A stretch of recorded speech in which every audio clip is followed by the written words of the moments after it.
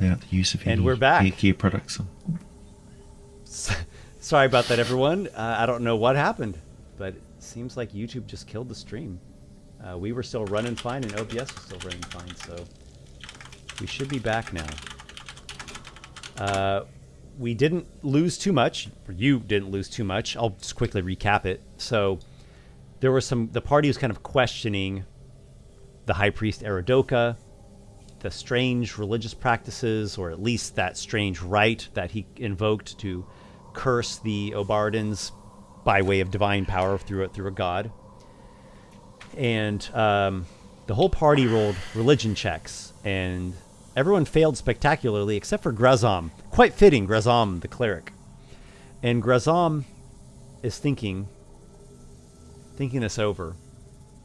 And indeed, this curse that Eridoka called down does not remind him of the predominant religion of House Tarabir. It does not seem to be something related to Zamanker, the Forge Master, nor Haklum, the Queen of the Harvest. Their curses are elsewise.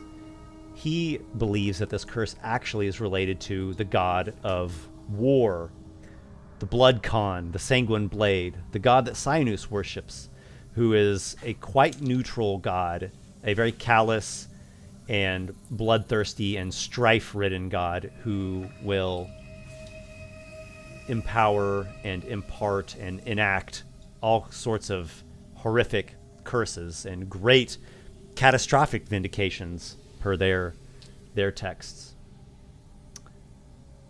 So, Grazam, this is the hunch that you have. This is what you're thinking. Okay. Do you say anything to the party? Yes, I want to look at Mulga. there is something more here. This is not the religion of your home. Another god is mixed up in this. And I'm looking at Cynus and Atticus. Bloodcon has his hands in this. Do you know why he would do such a thing?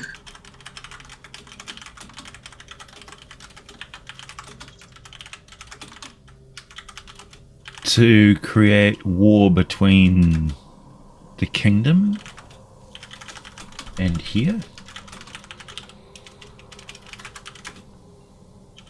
You don't just curse some souls just to create war. This is... Well, no, you see, war thrives on starvation and poverty, and disrupting things here has cut off supplies to the Golden Palace. In fact, the poverty that's resulted from this in the whole area has been of great concern to my family.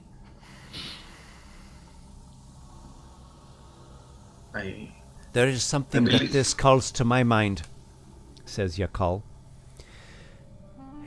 I remember one night, it was near the end of the war, Eridoka made a comment that the god of war placed embers from his forge into the prince's heart when they were born, instilling them with his wrath. He said that when he called down the curse that transformed them into the Obardin, the god put that same fire into the heart of Hamati Ramax, which he was the one who stoked the war to begin with. There might be something more to all of this, but I cannot grasp it.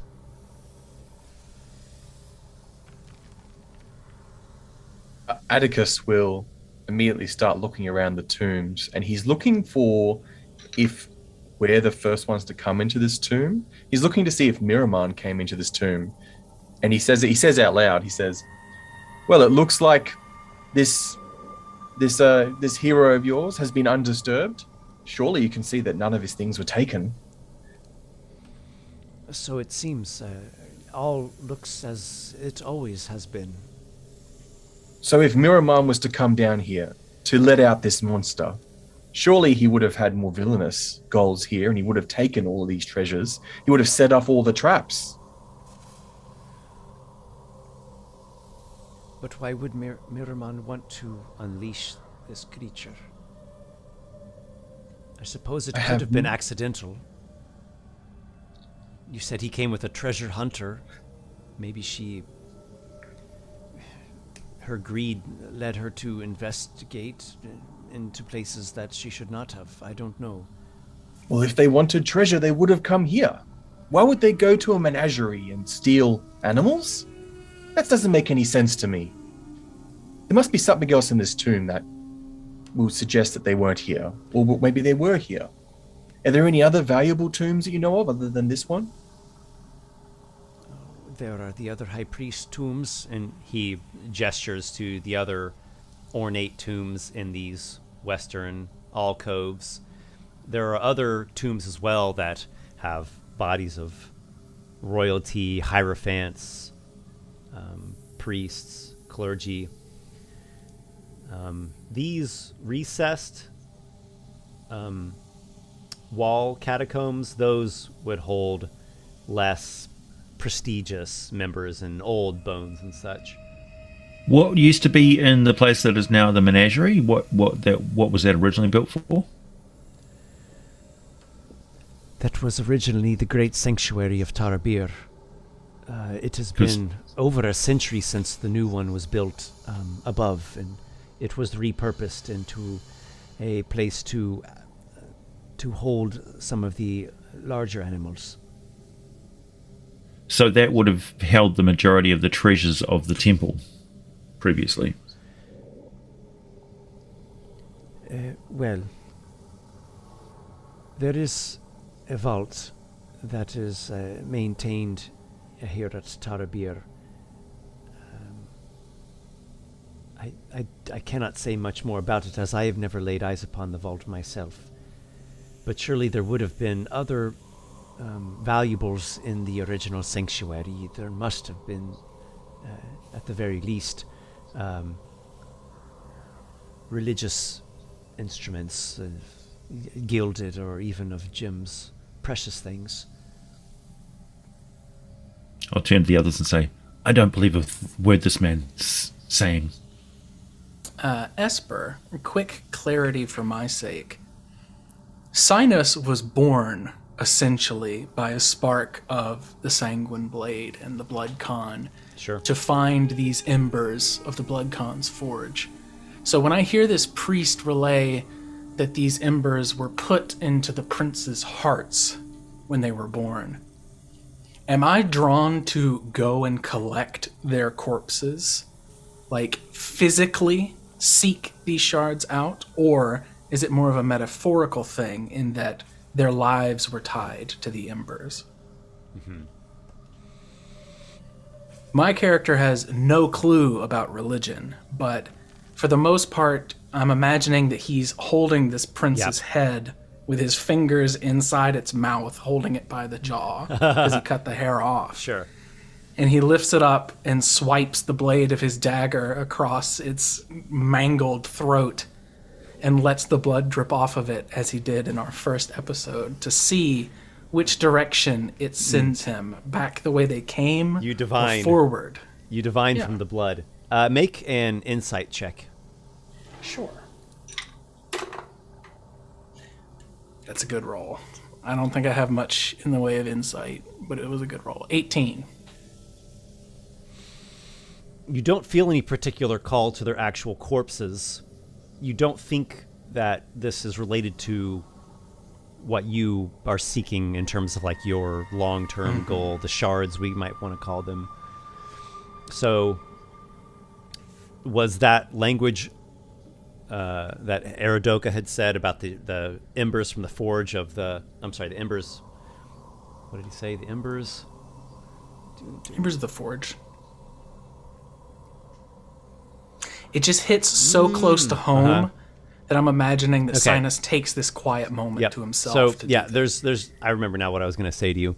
So you suspect it's metaphorical, and maybe there is something spiritual about it. There might be truth to that, but there's something else you get a hunch of that's making you think. It seems like there's some greater connection between Aradoka and the Twin Princes. There's something more about that comment that's like, why would he be,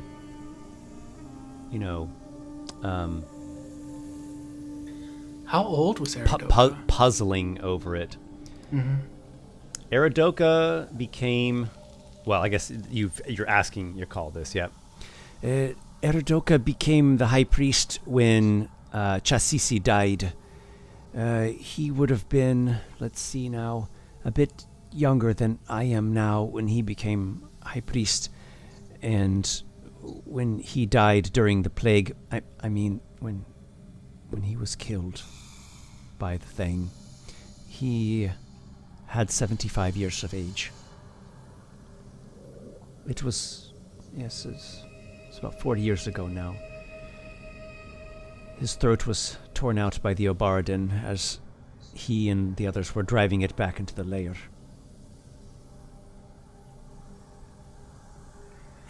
So Cynus will kind of quietly, in his muffled, featureless voice, kind of say out, "The Blood Khan does not speak here, does not care for the prince's lives."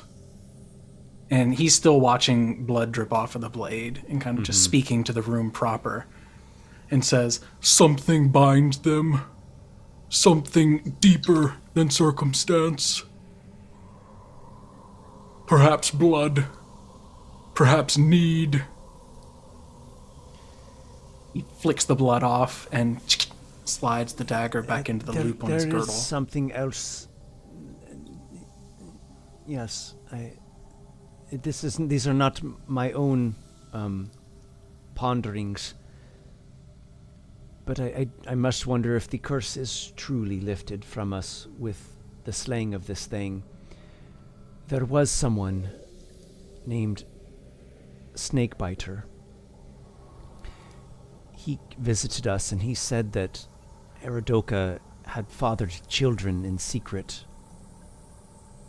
And these children prolong the curse wrought by the father. Atticus will speak up and he'll say, that name, Snakebiter. What can you tell us about Snakebiter? I've heard that before. I did not know him personally. No one did. He only visited us once. This was not long after Eridoka died, so that would have been nearly 4 years back now. A dark-skinned man from another region. He appeared unexpectedly. He spoke with the Hierophants.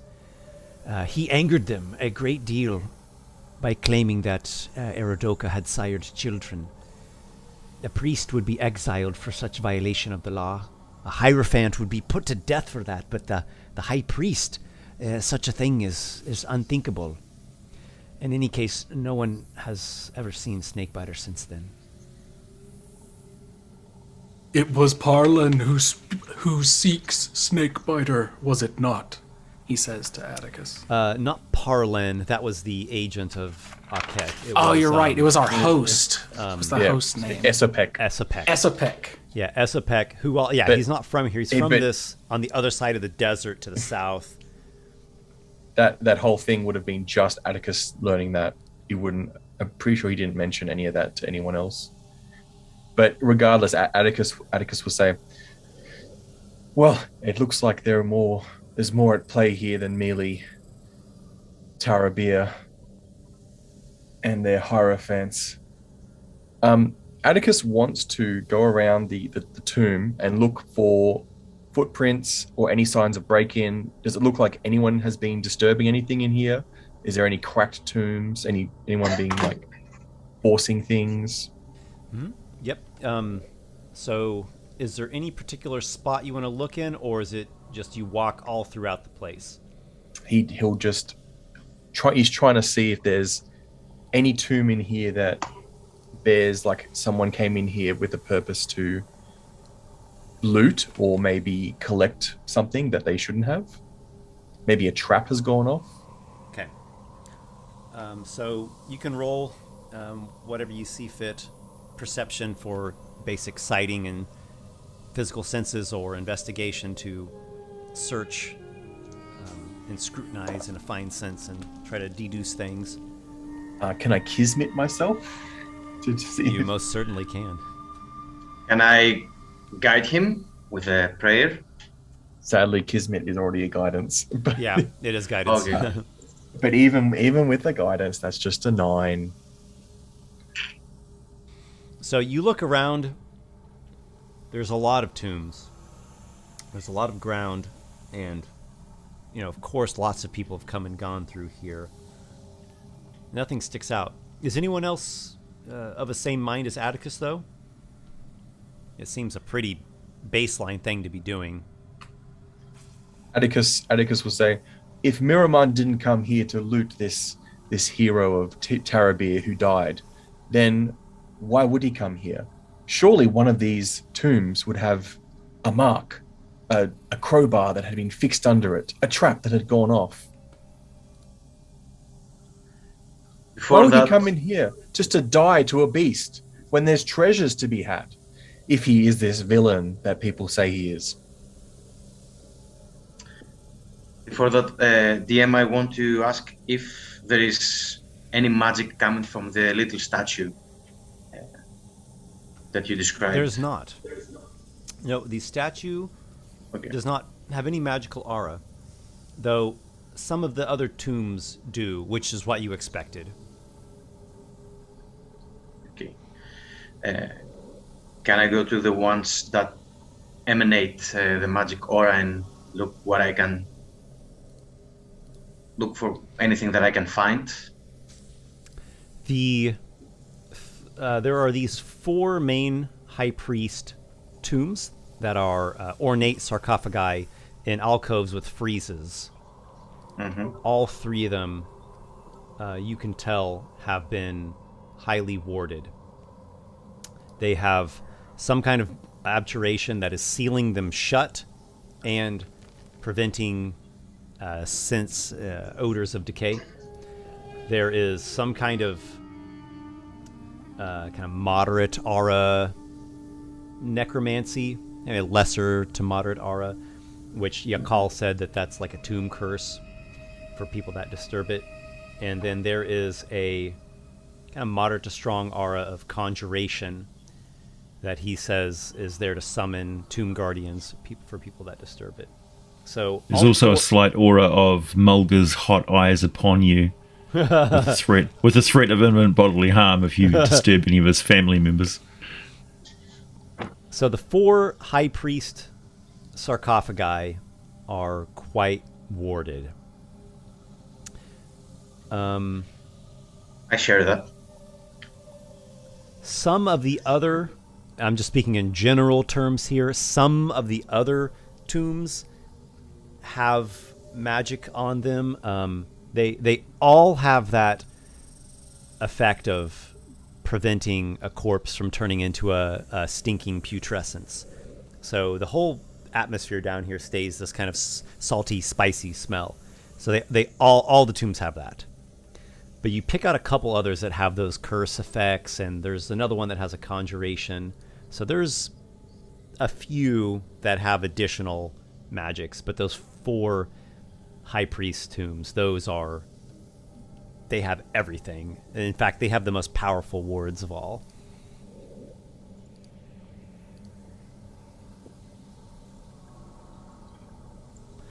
What about Remus? Is Remus assisting you, Atticus, in your searching? Remus would actually be paying attention to what Cynus is doing with the blade and the blood.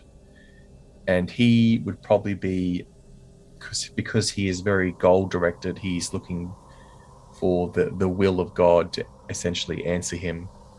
He's very quiet in that regard. He's always listening, waiting for a message from on high.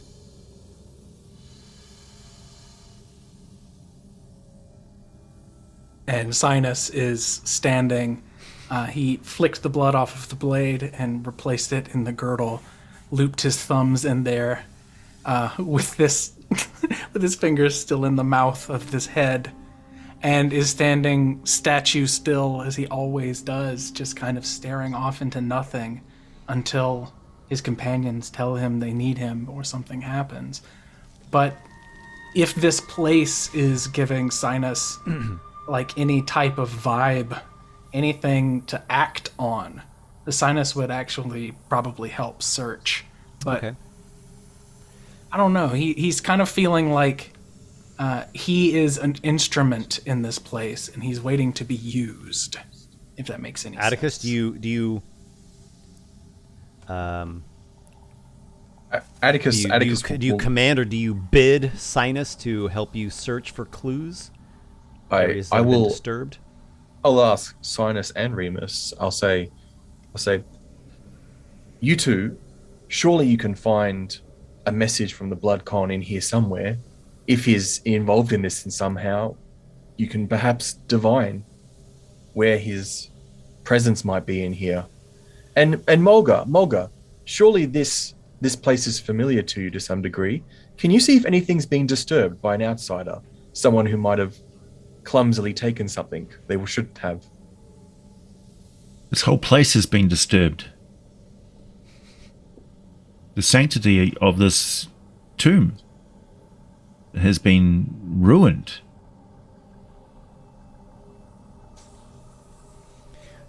Do not despair, Mulga. All has not been ruined. We have some very troubling shadows that we need to work through. But there is still hope. There's no hope for you, you babbling fool. Justice will come for you, but first we must deal with the travesty which has been inflicted upon my family. It is my family as well. You point your finger, but we should be looking towards, And he nods towards the tomb of Aradoka. towards the one who incited this all. So against my own character, but my character will puff himself up and indicate his finery that he's wearing, and next to the drab habit of the priest here, and say, "Member of the family."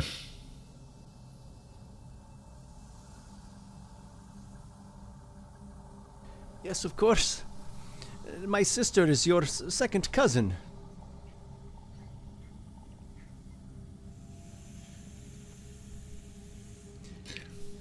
Cynus and Remus, why don't you go ahead and roll your search skills? No, one. One on Remus. Okay. Do you want investigation, perception? Which would you prefer? You can do either one in this case. It's just a matter of what your approach is. Yeah, it doesn't really matter either because my wisdom, I'm untrained in all of those. My wisdom's 0. But fated by the blood con, I rolled a 19. Okay. So there are two things I can tell you, Cynus, that may be of interest to you. The first one is actually kind of an obvious thing. There's actually a door right here that no one has looked behind yet. And Yakal tells you that that's to the crypt shrine. He says it's a small shrine, maintained for burial ceremonies and religious rites that get practiced down in the crypt. The second thing, which was not obvious, is you actually find this second sarcophagus actually has some subtle details that it has been disturbed. Something you see, it's pretty clean down here, but you see some subtle indication on the ground of like someone has maybe dragged or scraped or slid something across the floor, and there are little bits of dried blood you're making out here and there. blood. It's all I know, literally. So Cynus will look directly at Remus and then gesture with his head towards the door that we've all been kind of ignoring, because Remus and Cynus are trying to figure out what the fuck to do here. And then Cynus will start to wander as everyone's arguing and the priests seem to be bickering and that sort of thing. He walks away from it to get a little bit of silence. And there's that sensation, that feeling of blood. He can't smell it and he doesn't see it immediately.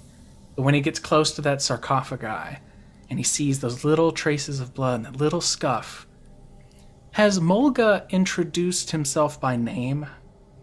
I don't want to use it or not. So I will say, "Flame-headed priest!"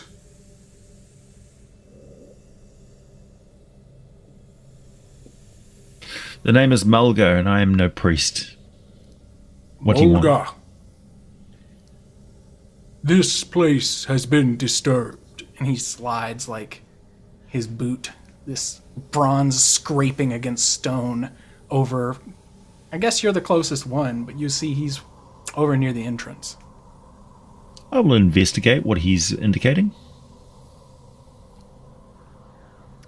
Drip, drip, blood's dripping off of him. But there's old stuff here. I see nothing.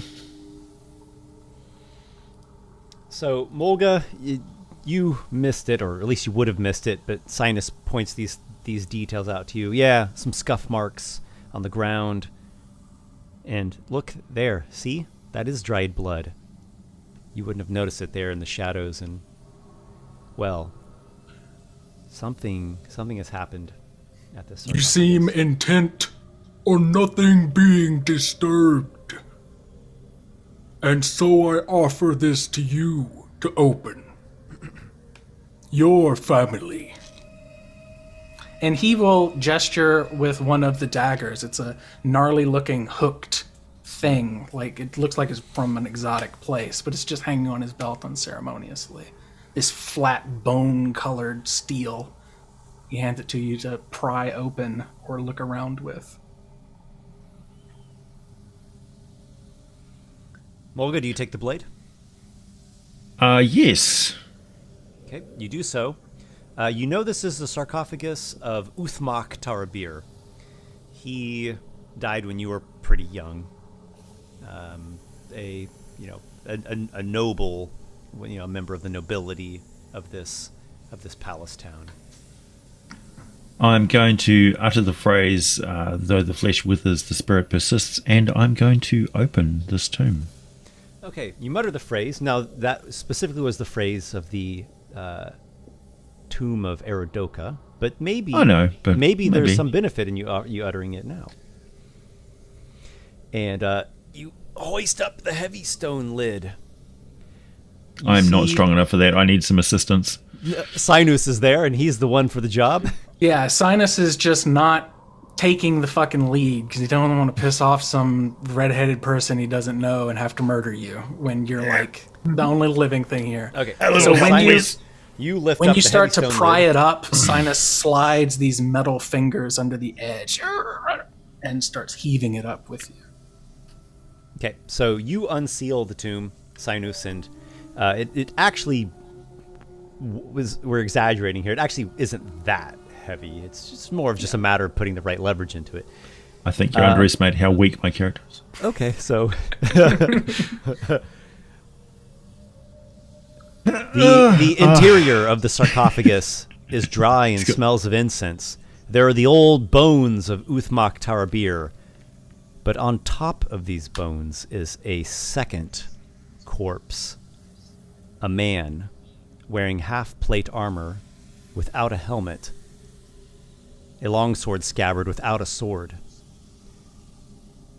His skin has turned this crimson tan color, and the whole mass is like shrinking in on itself, but it doesn't have the rotting putrescence or the stink that bodies normally would due to the magic that is imbued on these sarcophagi. So this is clearly Mirabar, or whatever his name is, and I'm not happy with this.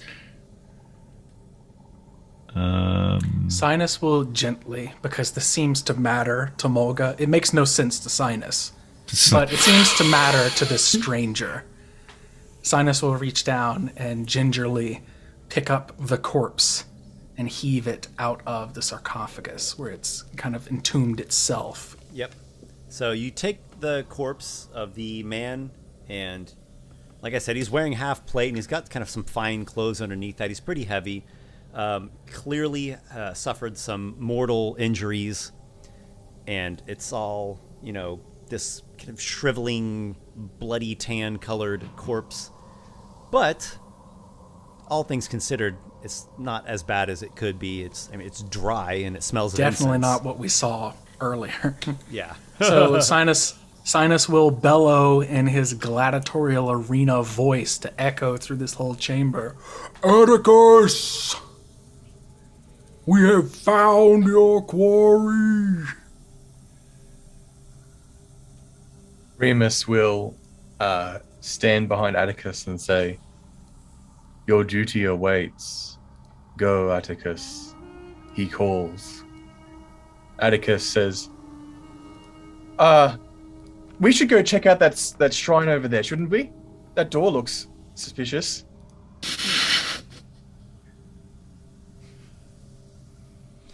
Remus says, I have given you the key. It will function for the shrine door as well. Remus will stand in front of the door and say, "No, you have been called. You must answer your call." There is a string of rich profanity coming from the room as Mulga expresses his distaste for the fact that the tomb of his ancestor has been violated. And Cynus takes a little swipe of the quickly draining, drying, and coagulating blood from the prince's neck and puts 2 little finger marks on the chest of Miramon and says, Your death has been avenged. It does not matter now. Atticus will sheepishly make his way down to where Cynus has called him. Grazam, you as well? Yep, I'm going there. Okay. I believe your celestial crocodile has departed by this point. Just to let you know. It's here for 4 hours. If there... Oh, is it for 4 hours? Okay, in that case, he's still there. Yeah. Wisdom modifier. it's so long. That's great. Yeah, I know. It's awesome. Majesty domain, ladies and gentlemen. Okay. So, but he is invisible, so you're the only one who knows Yep. that he's present right there. Atticus, you see lifeless, limp, hanging in the strong arms of Cynus is your friend's, the corpse of your friend from childhood, Miramon. Desiccated, shriveling, sinking, skin growing taut, decomposing, but yet still with a kind of dry, spiced preservation due to the sarcophagi here. Atticus grips the collar of his shirt and he goes, "Oh, I wasn't fast enough. I couldn't get here in time. Oh, I'm so sorry, Miramon." He seems overcome with grief. Knowing that Cynus swore his life to finding this person and to secrecy, to the sorceress queen, he just stands there completely statue still, motionless. I'm imagining there's a little bit of light like over his shoulder from the open doorway up the stairs, but other than that, he's just an outline, completely motionless. Yakal covers his mouth with his hand. Oh my.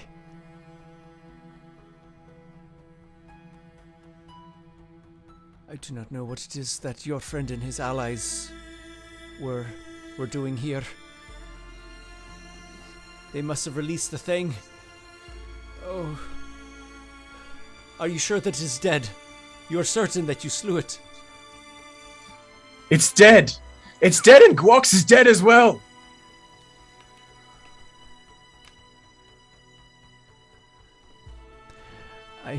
I swear my prayers have been answered, though mayhap not in the fashion that we all would have wanted.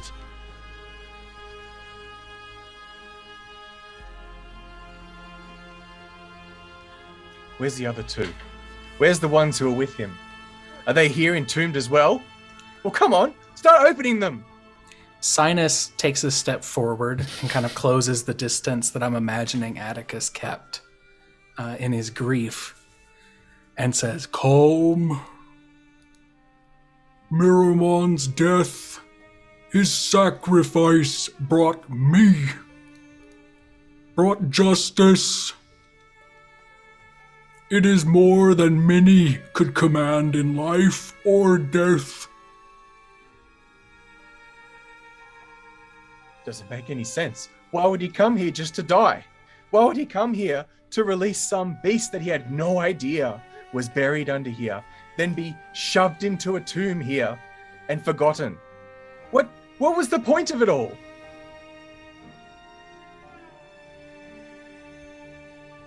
He sought to lift the curse. He might have done so. We cannot tell yet.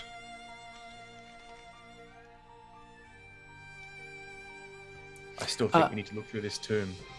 There must be some... That scorpion woman, the one who carried this scepter of thorns, they must be here somewhere. Where's their bodies? Where would they go? Esper, having lifted the cover to the sarcophagus. Am I under the impression that someone could not have climbed in on their own accord? Could not have. That might be a stretch, but it certainly would be difficult and an awkward thing. And judging by the wounds on him, it doesn't seem likely, but not entirely impossible. Atticus wants to check over the wounds of Miramon and confirm, did he die from the Obadiah monster? Or was The Abaradon. The Abaradon. Yeah, I know. There's a lot of names. There's a lot of new names. Yeah, there's a lot of names. Make a medicine check. Wisdom medicine. I will aid you in this, and we have a house rule for that, correct? Yes. So first, Cynus, you make a medicine check of your own against a easy DC. I'd like to kismet myself as well. Okay. 13. All right. Natural you have 20. advantage. Oh, natural 20. Okay. Didn't even need Well, it. clearly it was meant to be. It was fated. Wow, that's an incredibly high. Well, what is your result, though? I should ask. The result is 21 because I have a 0 medicine with a -2 wisdom modifier, but I'm proficient. Okay. And then Okay. 1 for my kismet. All right. 21. All right. Still, that's good. 21's quite a good result. That's one hell of a stretch of proficiency. It's like, I never studied. I trained, I just never studied.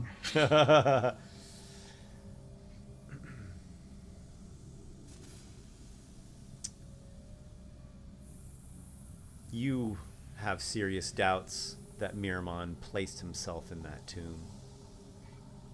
The wounds that he has on him they're mortal wounds. They're not wounds that someone could survive for more than just, he probably would have bled out within a minute or less.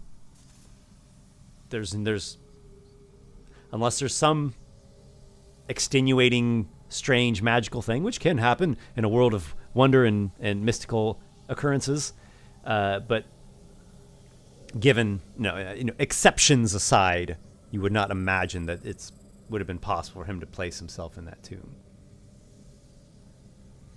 I have the weapons that we recovered from the offal in that chamber, so I'm going to immediately lay them out and try to correlate them with the wounds on this body of Miramon.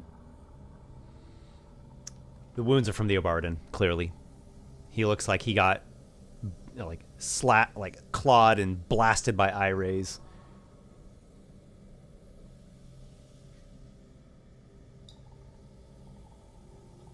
It looks like the same wounds that the Abaradon was inflicting on us.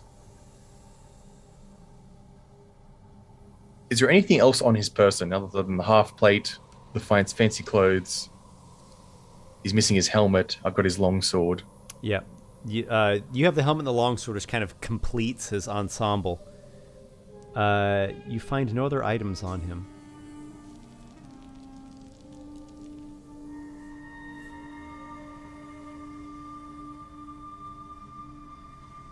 At least one other lived. I do not think he was betrayed. I think he was put here as a kindness.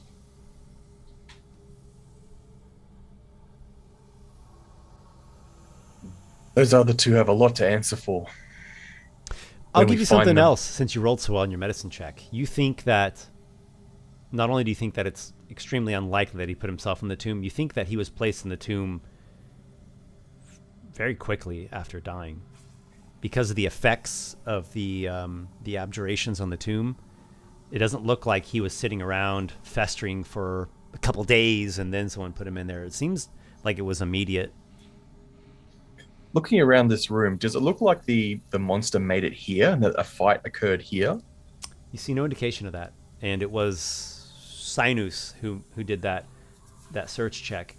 No, there's no indication of that at all. Do we see any blood traces from that spot leading anywhere? Nope. They end there. Okay.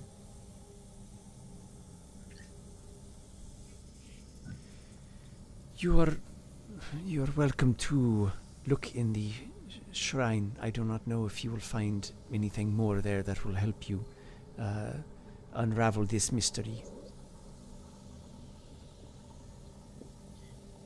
I think we need to move on. As you have already said, people might come here, or we have some information, and we have another room in front of us, so let's go. just connect the dots. Let's go to the shrine. Yep. Okay. There should be answers there. There has to be answers there. You all head to the northern part of the crypt here.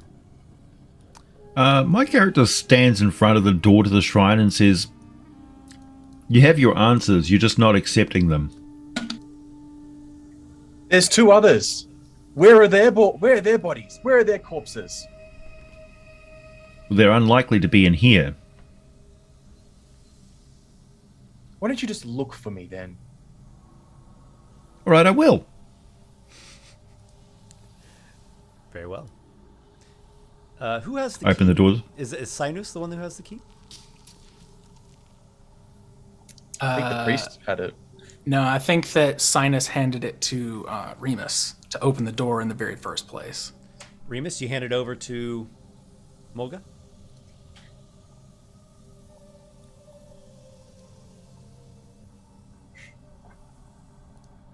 Remus? Or Atticus commanding Remus? Yeah, he does They're so. pantomiming. He pantomimed For it. those of you at home who can't see it, they're pantomiming. Okay. Mulga, you enter into the crypt shrine, do you not? I do. The key unlocks the door.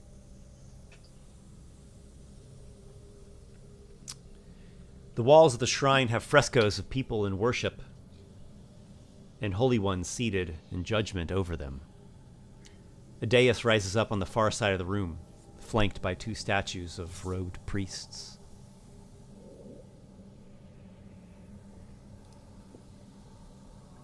Close the door again. Everything seems to be in order. Oh, that sounded like a very thorough search. I'm sure your ancestors are very pleased. There's not many places to hide bodies in there. Yes, well, we thought the same of the tomb at the entrance, didn't we? That would be foolish because there's sarcophagi everywhere.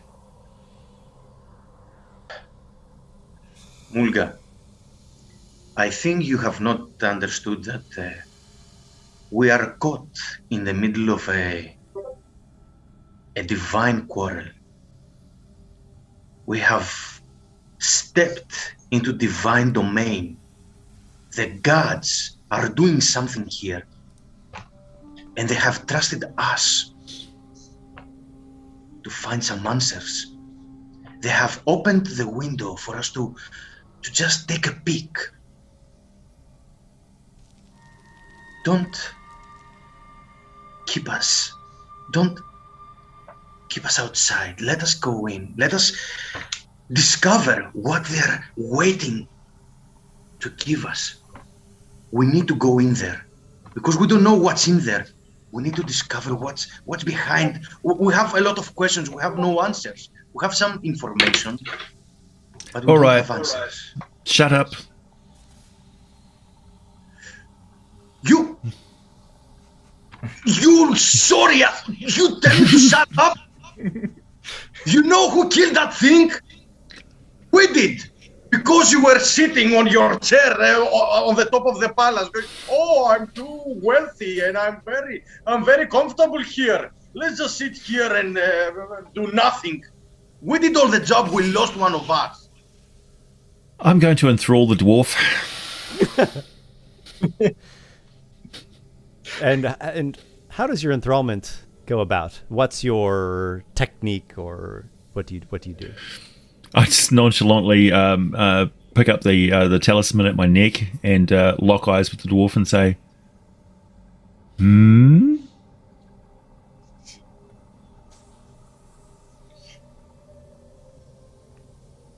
Grazam, make a wisdom saving throw. Okay.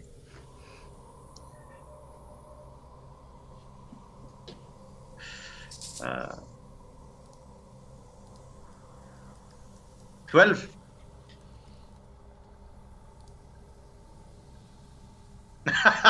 You're mine.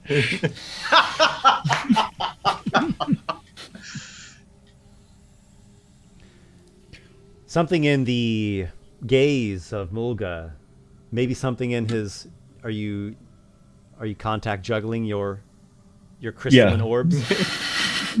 It's mesmerizing.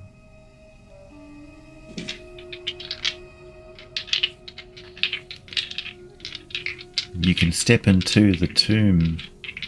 It's fine.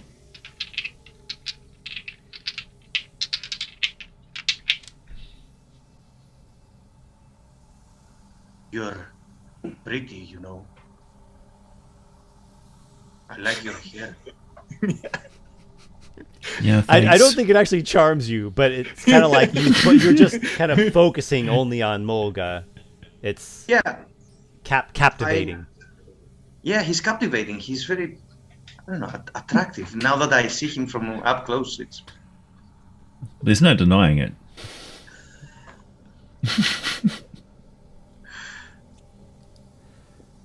Well, it sounds like Mulga has invited Grazam to take a closer look of the shrine.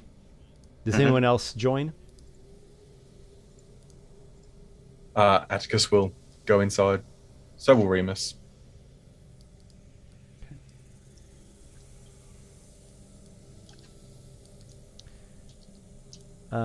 So as I mentioned before, the walls have all manner of frescoes on them. There seems to be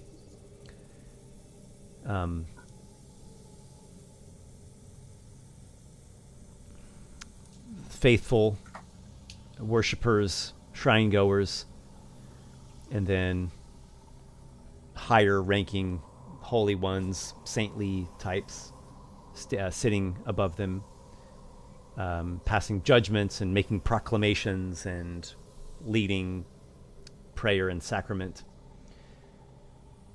There's a dais, and to either side of it,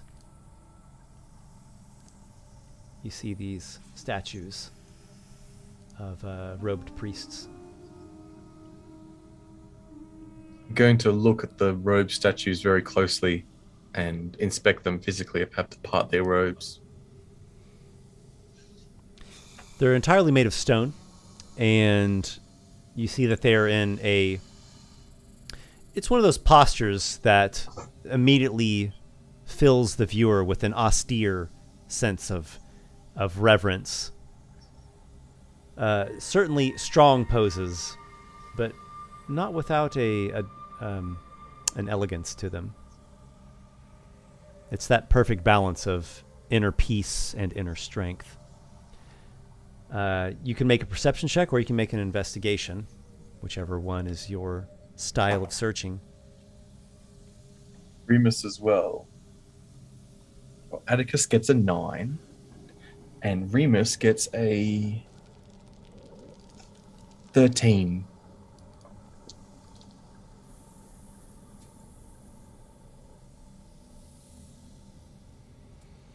Nothing about the statues catches your attention, but as you and Remus are searching about, there is something that you do notice, and it doesn't really take much searching at all.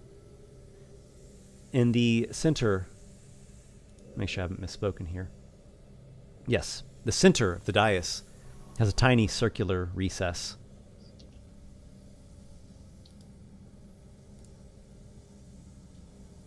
Tiny as in fist-sized or Yes.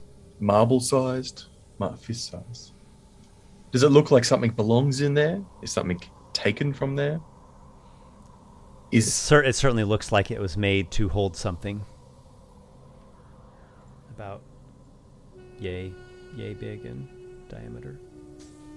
the statue, maybe? Or we found into the grave? Does it look like the same size as the statuette, the bloodstone does. statuette? It does. Okay. All right. Mulga. This dais here. What is this indentation here? What belongs here?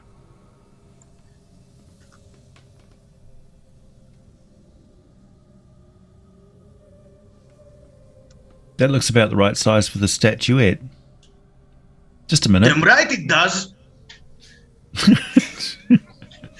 Well, why don't you do the honors and collect the relic of your family and put it back where it belongs, in the shrine? Grazam, go and get the statuette. I'm not your dog. I'm not fetching anything. Please. If you say please, okay. And I want to go and take the statuette and bring it. It's just standing there like, please. I don't know how many times Mulga has been in this shrine before. Maybe you've been in here a number of times, maybe once.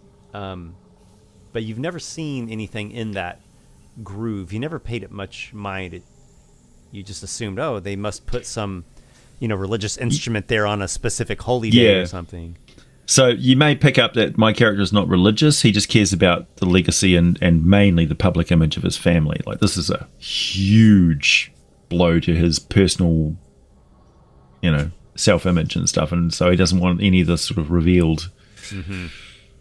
He's like in the movie, the first original Ghostbusters movie, when they go into the hotel and he's just like, I want this dealt with quietly. He's got that sort of attitude of just like, don't touch anything.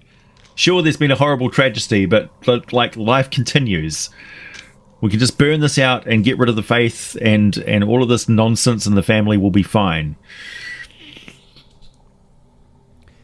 I am certainly in accordance with you that this is a very delicate issue that cannot be unleashed upon the greater house or even the greater kingdom.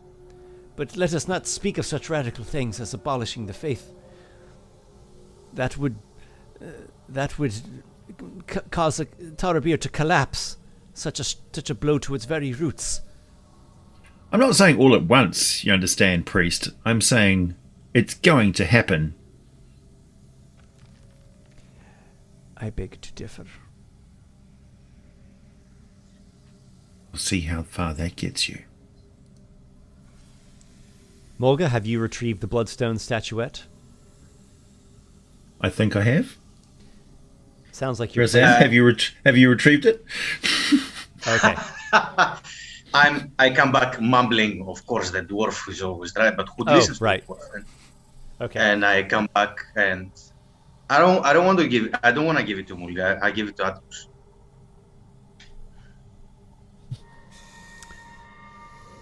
Mulga, do you do the honors? So, Oh, no, I don't want to touch it. Grazam? It's menial work. Yep. I give it to Atticus. okay, Atticus holds it up and says, well, perhaps this will give us some answers. Perhaps your ancestors will tell us something important about why our friends had to die. And I carefully place it inside of the shrine. I'm waiting for the click and the fireball. Atticus, you gingerly place the Bloodstone statuette of the High Priest in the disc-like recess atop the dais.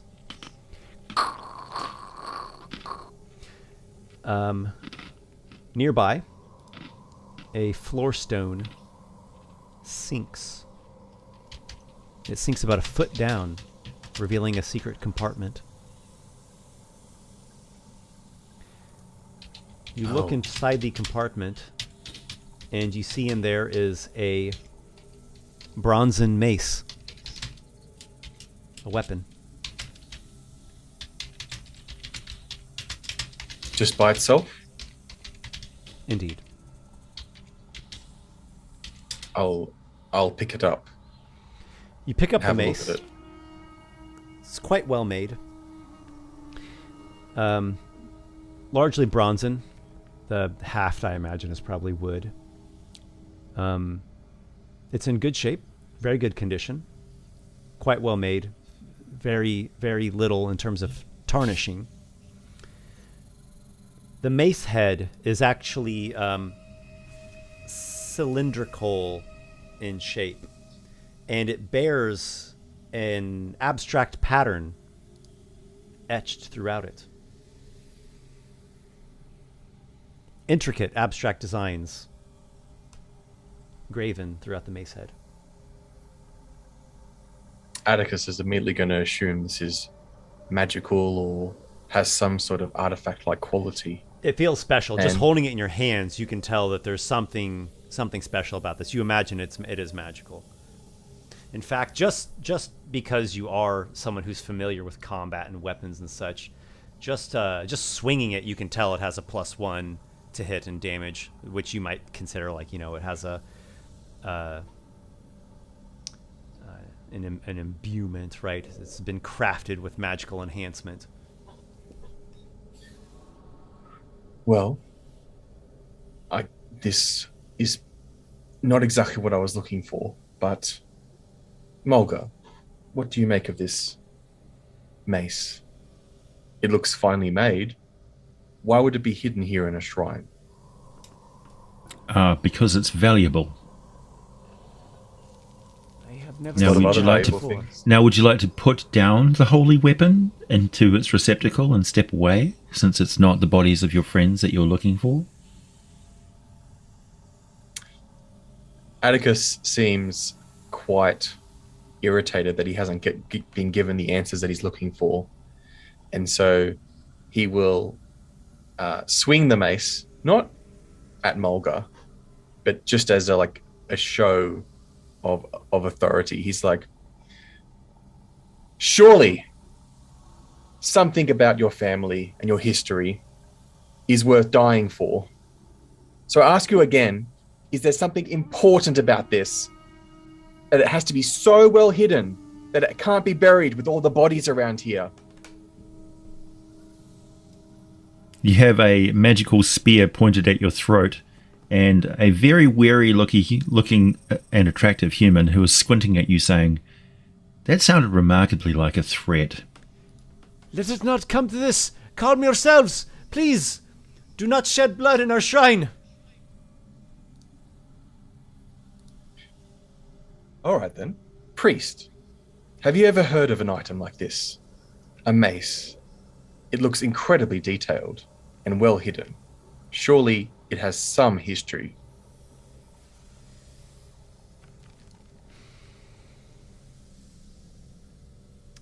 I have never seen it before. He looks at it. Are you handing it to him or just letting him visually look at it? Oh, I'll hand it to him. He looks it over. Again, is quite intricate and very well made, very ornate. A nice, richly golden bronze color. Oops. I stopped threatening with the spear, by the way.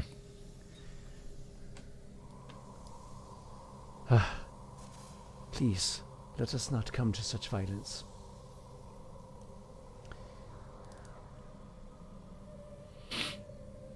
He traces his finger over the mace head that has these very intricate abstract patternings all throughout it. And He says, what sort of magic might be imbued into this? he studies it, thinks about it. A great weapon, more than what meets the eye, certainly empowered with magical enhancement. He's not able to determine what sort of magical properties this item has, anything beyond the +1 enhancement that you are aware of.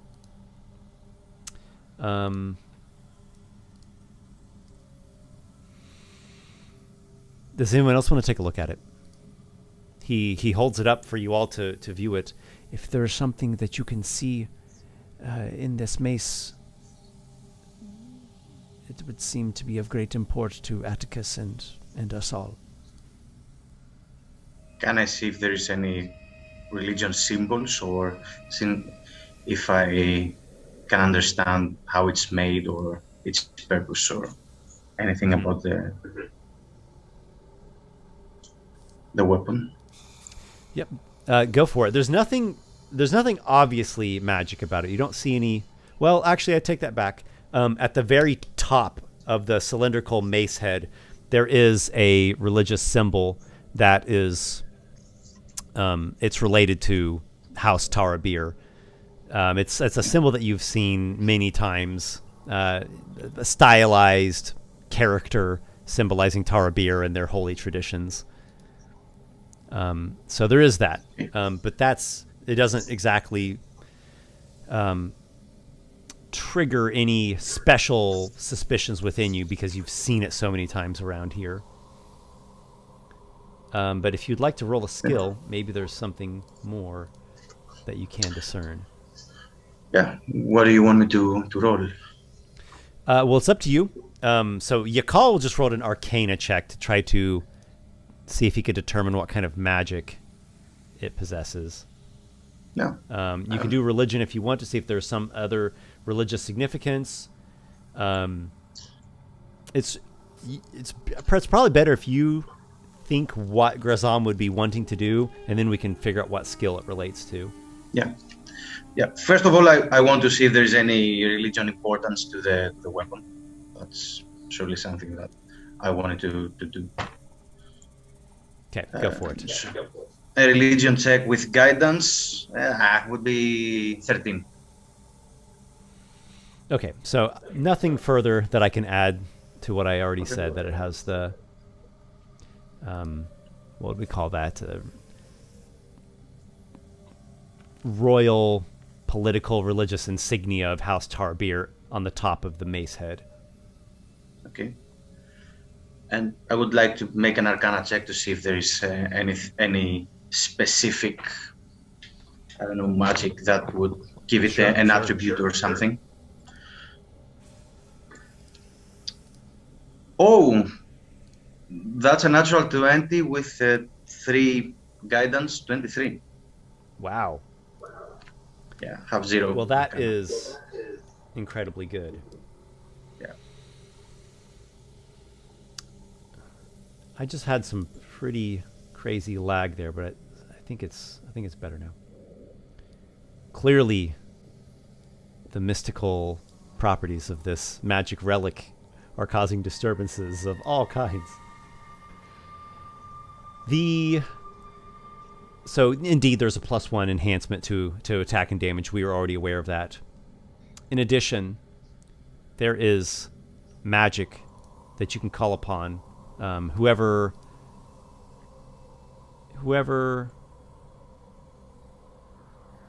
actually, it does not require attunement. So whoever activates this item once per day can call upon magic known as Fervor. It's a bonus action to call upon this. The range is you yourself. It lasts for 1 minute. And it invigorates you with battle fervor. And for this minute, whenever you hit a hostile creature with this mace, the first time on each of your turns, you gain 1d6 temporary hit points.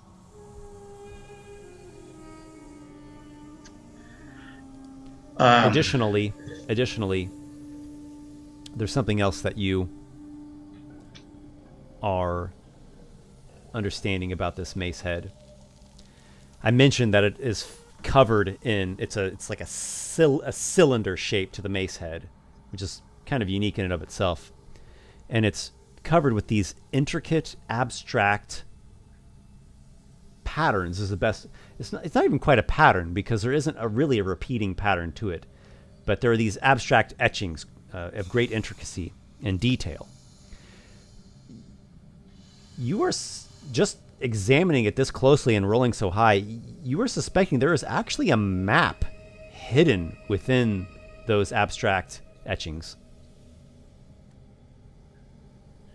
First of all, Mulga, I told you that the gods are inviting us into their domains. This is a gift, and they want us to use it. Whoever hits it, there is a shield that will protect him, and this shield will generate again and again. So whoever wants to be in front of in the battle can use it, and you don't have to attune to it. So feel free to use it. You guys that you are in front, I will be at the back. But take a look at here. Come. There is something that looks like a map. His eyes perk up at that. He wasn't expecting that. A map, you say? Oh, you weren't expecting that? No shit, Sherlock.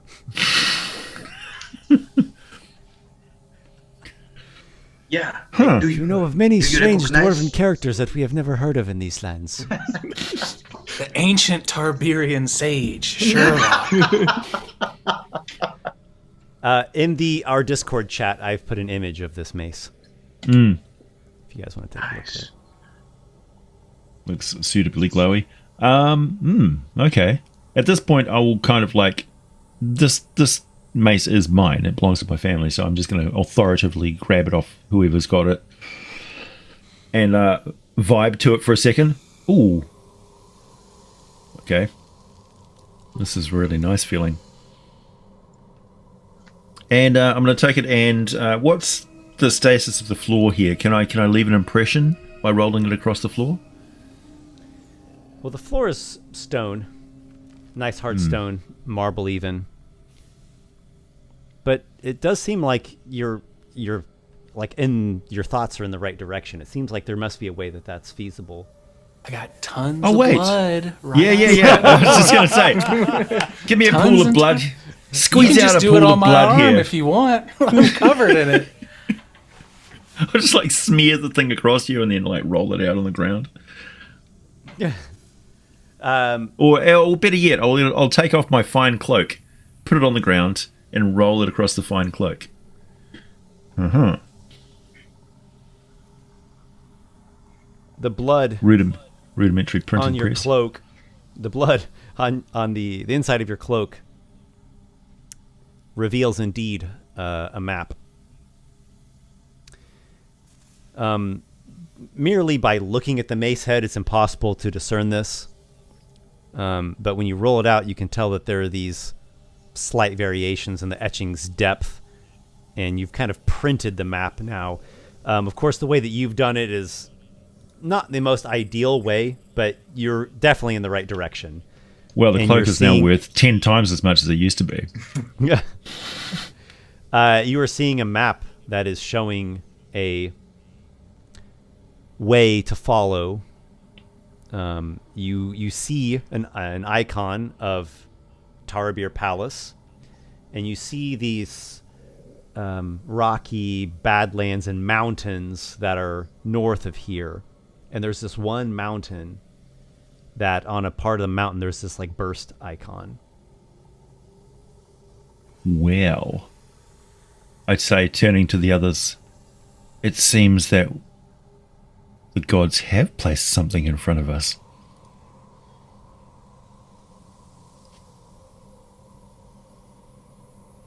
I say we go and investigate. And all charges of trespass shall be forgiven. Sounds fair. And hopefully more answers will be there. I can't say that the bodies of your companions are likely to be in the place that we're going to, but perhaps there'll be some answers still. Or in the course of our investigations, maybe some additional answers will be forthcoming, because I am most certainly interested in the reputation of my family and keeping this between us. I think you'll all recognize the importance of that. Oh, I Who should also knows? mention Who knows who else is looking for what we're about to go and find? we also can't spend too long here in the Undercroft, as there is something that we did that is going to catch up with us. So if we could leave Tarabir as soon as possible, that would be very helpful. Just a Can you minute. Speak. Yeah, what exactly did you do? It wasn't. We didn't kill anyone. We just some guards tried to stop us from getting to the Undercroft, and we just had to give them a Some good. palace guards? Some palace guards. You attacked some palace guards to get in here, didn't you? We wouldn't have killed the beast if they had stopped us. Well, you've got another beast on your back. One probably more formidable, and that would be the city authorities. So, yeah, good time to get out of the city and go look for a tomb somewhere. Are you saying that you have killed Tarabiri? No, we didn't kill them.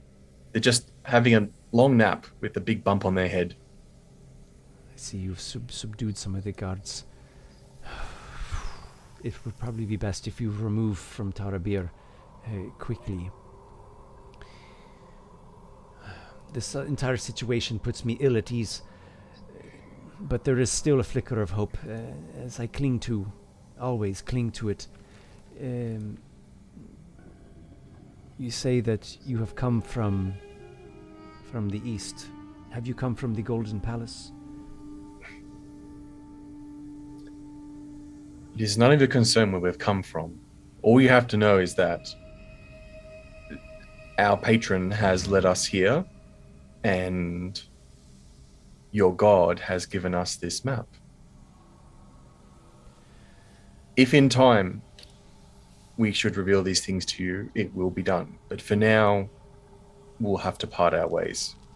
I don't know what you're going to be doing in regards to the Undercroft here, whether or not you want to tell the whole palace about what happened down here, or you want to keep it a secret and perhaps wait for later revelations. As far as I'm concerned, the past should be buried. Well, it should be resolved first and then buried and never spoken of again. This must be done in order for Tarabir to prosper once more. And to prosper, we must have an effective guard force. To find me the names of the two that were attacked and subdued so easily. Oh, I don't know their names. No, I'm not asking you. I'm asking Witness over here. We will have to attend to that, and I will have to find a way to explain this all away. You're going to be very busy while we're away, yes. Well, I'm used to not sleeping enough anyhow. Well, at least you'll be able to sleep with the confidence that it was due to a day's hard work, not fretting over secrets that should have been revealed to the ruling members of this family. Well, there are those who know and those who don't. That decision was made by high priests and hierophants, far above my place to say.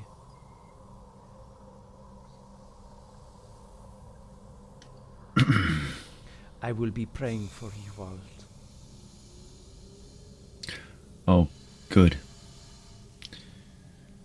So I think this is a good place to pause. It's a natural pausing point. So what we have here is, it looks like Miramon and his companions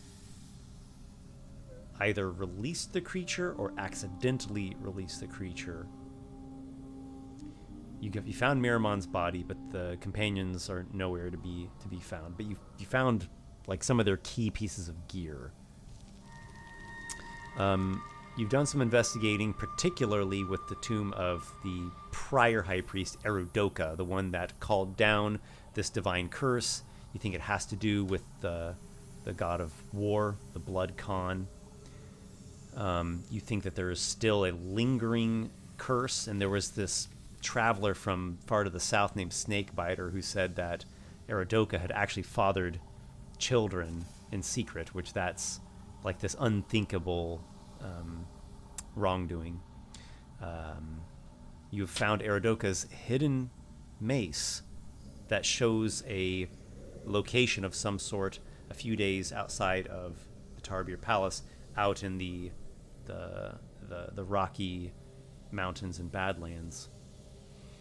And it seems like you're going to be following this map and pursuing the trail of this unfolding dark chain of secrets.